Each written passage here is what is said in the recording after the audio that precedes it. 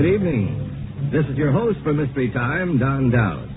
Tonight, as on every Thursday night, Mystery Time brings you a story by a great master of literature, transcribed into dramatic form and played by an outstanding cast. Tonight, our mystery classic comes from the pen of Sir James Barrie. It's one of his outstanding short stories titled Half an Hour. Starring in it is Sir Ralph Richardson, who not only plays the part of Richard Garson, but introduces the drama. Now, Sir James Barrie's Half an Hour, starring Ralph Richardson.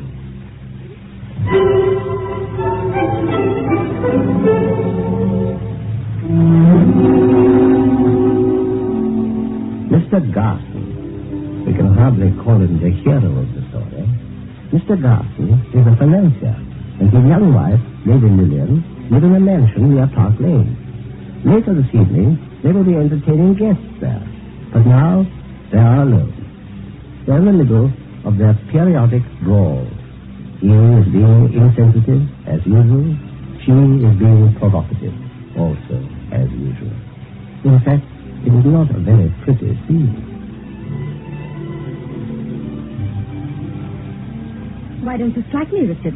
After all, I'm only a woman, and there's no one within call. A woman, you useless thing, that's just what you're not. Strong you are, aren't you? You know, Wonder, I love you. Look how you've crumpled my frock. Well, you certainly asked for it. Did I? You know, I can't make up my mind whether green is really my colour. What do you think? What colour do you best like to knock me about in? You mind what you're saying? Well, do you mind telling me what all this scene has been about? Oh, I can't even remember. Anyhow, what it matter what it was that started us off, something always does. In the end, we end up by saying exactly what we think of each other. And of course, if we know what we think of each other before we start. Maybe we do. But how many times have I said to that father of yours... Oh, his pop.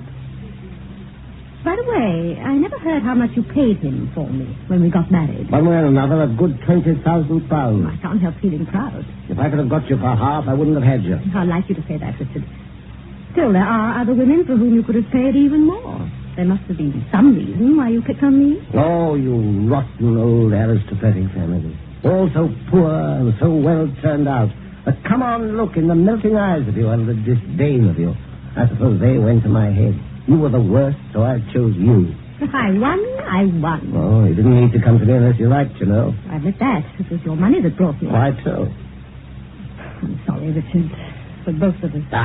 Nonsense. You must at least allow I never pretended it was anything but your wealth that drew me. I never wanted it to be anything else. I'll like you again. Perhaps that's even some little excuse for me. Not very much. Soft order. I dare say. Why don't we end it? Do you know who you're talking to with my name in the city? No, of course.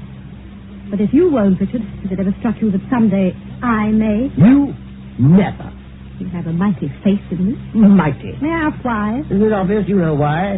That expensive little heart of yours, you can't afford to. You're too fond of my money. I see. Tragic, your lot, isn't it? More tragic than you understand. Bought you when you were too young to know what you were doing. Not so young, but that I should have known. Such a rare, exquisite creature, too, as you know yourself to be. As I know I'm not, but as I long to be, as I think I could be. As you think you could be, if you'd married a better man, I suppose. All right, not me. You have the right, but it may be truer than you think. That's what they tell you, I've no doubt. Who tell me? Those young cubs who live on your father. If I were to let them tell me what they would like to say... But they do, my pet. And when they've finished, you tell them they mustn't say things like that, and your lip trembles, and one sad tear sits in your sweet eyes. The same little tear that comes when you've overdrawn your allowance. How you read me. I think so. I know the stuff you're made of. I wouldn't try any heroics, Lillian. You can't live up to them. Well, I haven't the courage, I suppose. Oh, you've the sort of pluck that lets the French jack-o'-dandies go tripping to the guillotine, and perhaps my breed hasn't.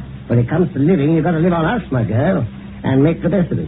Oh, if only I... If only you were to show me that it were. I'm not nervous. In the end, you'll always be true to number one. I've thought you out that far, at least. And supposing I did show you. If you did, if you tried to play any game on me, well... Is it a knife, Richard, or Desdemona's pillow? You brought any shame on me, before I put you to the door, I'd break you. You're hurting. If I did it, I wouldn't be here to break. I shouldn't advise you to be, Lillian. Unless you wish to do the breaking now, please let go of my wrist. Come in. Excuse me, ma'am. May I draw the curtains? Yes, Jim. Dinner at 1:30, I suppose. I suppose so. James, send me a whiskey into the billiard room, will you? Yes, sir. Jane, leave the curtains now. Attend to the whiskey. Very well, madam.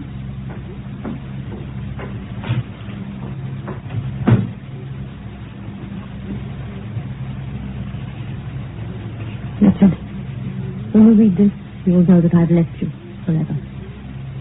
I've known for a long time the love of a man that I can really respect. Not rich, as you are, but a man who asks nothing more of life than that I should be with him. He's asked me to go away with him, far away, to Egypt, and I've made up my mind to do so. I wish you to know his name. It is Sir Peyton. When you've divorced me, I hope to be his wife. Lillian. I know the emeralds in the drawer of your desk with this note. I didn't wish to have anything with me which might remind me of your unkindness.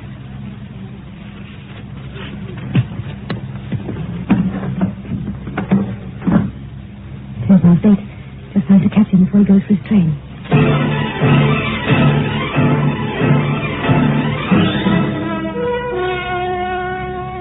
Lillian. Oh, my dear. Oh, if you please listen to me first. You see, I changed my mind and come after all. My darling. Yes, I'm here to go with you. You'll have me still. But, oh, Hugh, let there be no more mistakes. Don't have me, dear, if you'd rather not. Lillian. Dear. It isn't really a shock to you, is it? Hugh, you don't despise me in your heart for coming? Dear.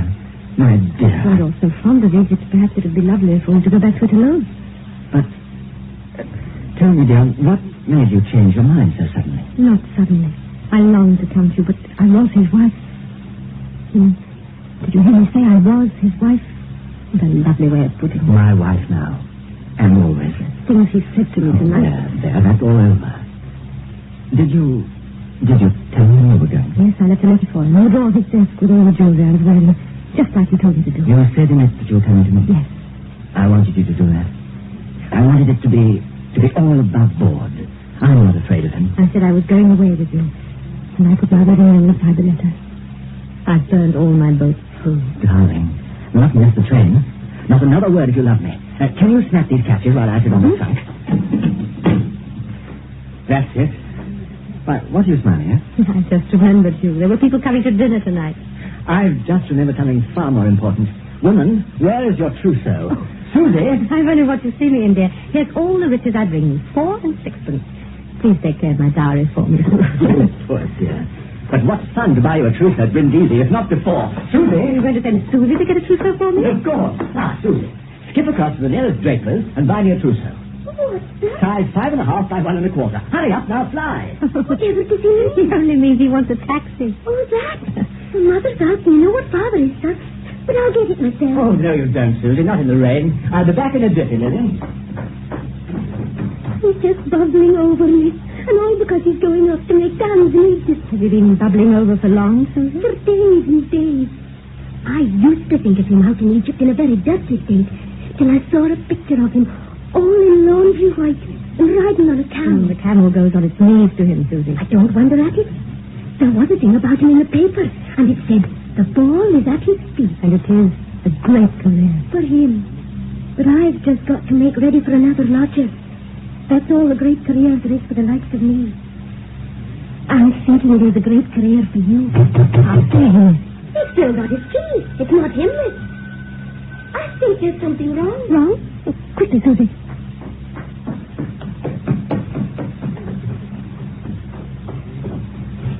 What is it? Could you tell me the consultation with the... Oh, yes, I What is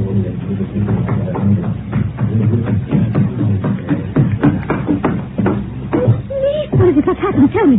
There's been an accident. They're bringing him in. But, Mr. Peyton, Susie, it can't be. It's him. He was run over. My name is Dr. Brody. My poor lady, have they told you? Tell me. Your husband, he was knocked over by a motor bus. You... Mrs. Peyton, I'm afraid it's very serious. Very serious. Tell me. I must tell you. Mr. Peyton is dead. No. He died as they picked him up. It isn't true. I'm a doctor. I happened to be passing. I didn't know him, of course, but one of the people told me his name. He only spoke one word before he died. My name? The word was Egypt. I want to help you in any way possible. Now, if you could give me the address of any male relative... You mustn't bring anyone here. You mustn't on any account. Just to help you with the problem. I don't quite... Excuse me, you are Mrs. Peyton. I'm sorry, I have no wish to intrude, but someone must communicate with the relatives, and of course an inquiry. You mean I've no right to be here? That's none of my business. But you must know what... Pardon me, I won't disturb you any longer. No, please don't go. What am I to do? We were going away together. You'll think that wrong, I know. How should I know? Well, there were reasons. I was leaving my husband. We were going away together, and we're going to be married after the divorce. I see. Well, you understand that... Well, there'll have to be an inquest.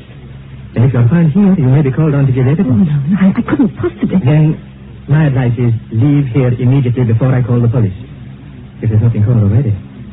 Yes, I think that might be best for both of you. But I've nowhere to go. Nowhere. I loved him. I risked everything for him. I'm lost.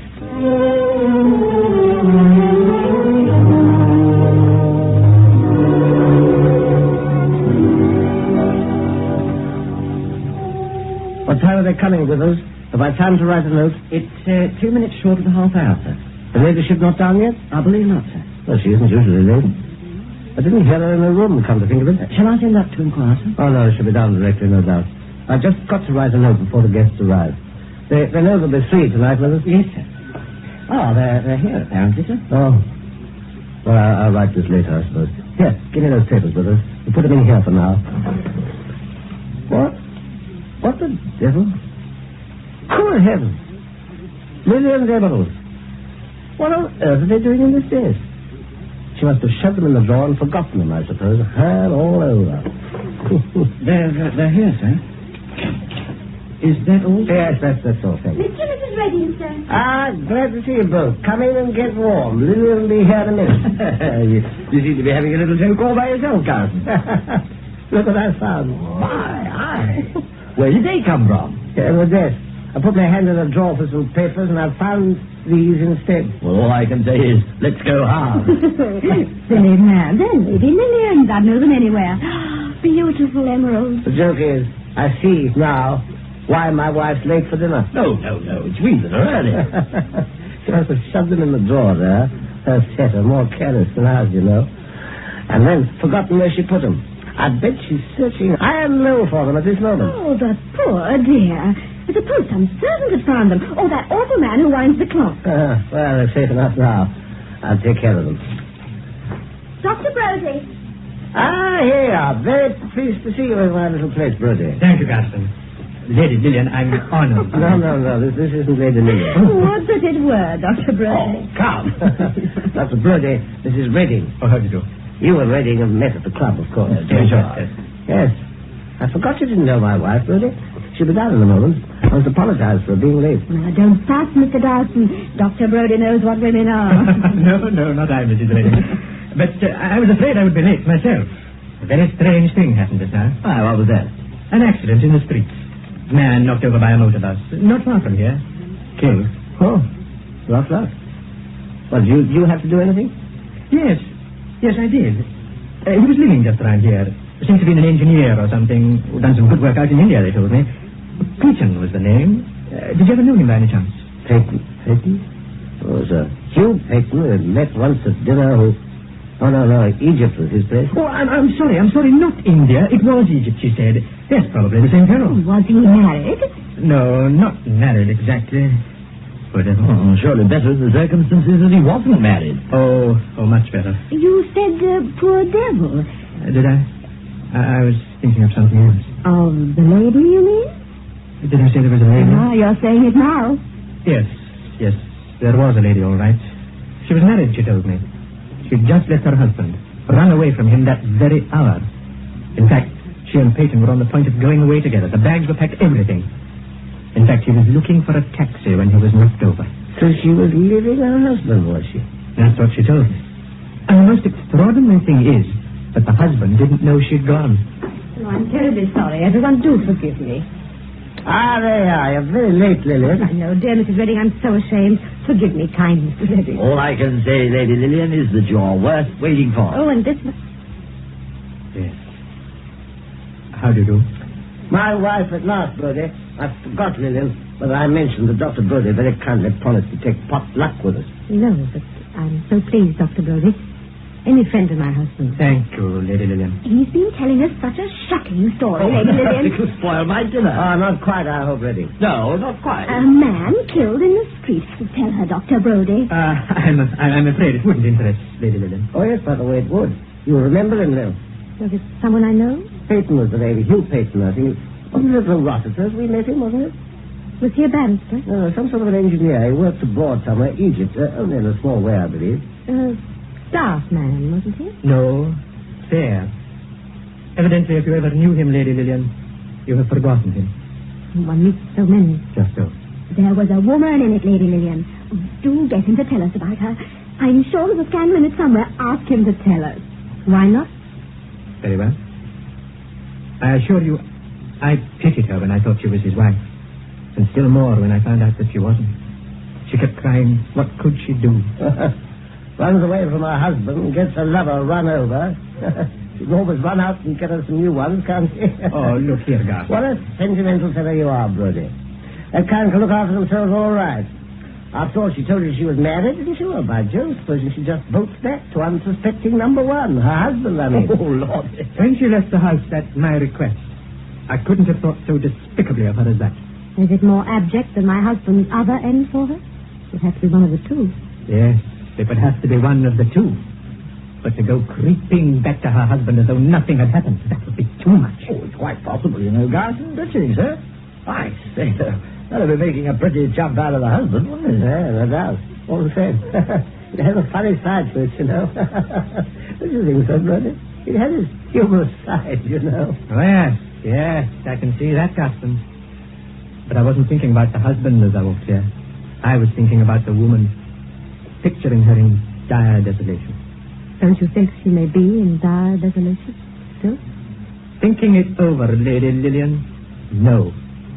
I've come to the conclusion that your husband is right, and that I was a sentimental fellow wasting my sympathy on her. Exactly. We don't need to worry about her, I think. Dinner is served. Dr. Brody, will you take Lady Lillian? I shall be honored. Oh, by the way, Mr. Garson, you were telling us about Lady Lillian's emeralds, remember? Oh, but of course. Why, hello, Lil. You haven't got them on tonight. I thought you got them out of me, especially to go with that dress. Well, no, Well, where are they? I was talking about them to Mrs. Redding before you came in. I took them off down here earlier on and left them for safety in one of your desk drawers. Oh, which one? That one. Let's open up and put them on again, haven't you? I like you in them, you know. I remembered them when I was upstairs dressing, and then I forgot them again. Yes, here it is. Emeralds. The emeralds are gone. They're not here, but they should be. I left them here only a little while ago. I know I did. What, you say they're gone? Richard, what's to be done? My emeralds, I know they're in this drawer. Gone? We'll send for the police at once. This is very, very serious. I know they were there. I know. What can have happened to them? Mr. Garson, how can you keep it up? Did you see the poor girl nearly fainting? I'm not surprised. I know I should. Emerald. Come on, Bill. Calm yourself. And let this be a lesson to you, that's all. Everything's all right. It's just a trick I was playing on you. I found them in the drawer just before Redding came in. There never was a chap like Garth for playing tricks on you. A masterpiece, a real masterpiece. There you are. Put them on. Then let's go to dinner, Mrs. Redding. Oh, poor Lady Lillian. She looks quite pale. Oh, she'll get over it. Maybe even more careful with them next time, eh, Lil? Lil, come on. What are you doing over there? Burning something? An old letter. Just an old letter. Dr. Brody, shall we go in? Ready?